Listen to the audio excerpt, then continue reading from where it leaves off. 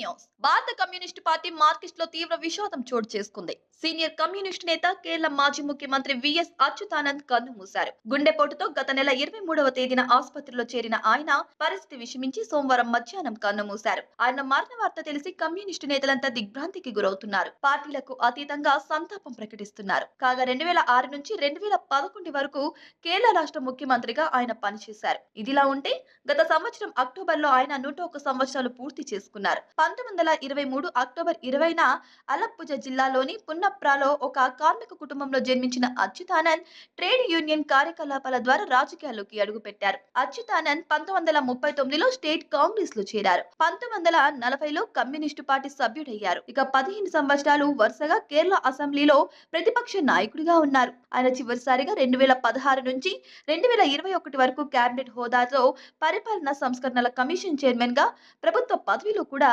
ఉంటూ తన రాజకీయ పాలనను తీసుకుంటూ వస్తున్నారు. ఇక చూసుకుంటే కేరళ మాజీ ముఖ్యమంత్రి అచ్యుతానంద్ అయితే కన్నుమూయడం అయితే జరిగింది. ఆయన ఆకస్మిక మరణానికి రాజకీయ నాయకులు ప్రముఖులు కూడా సంతాపం తెలియజేస్తున్నారు.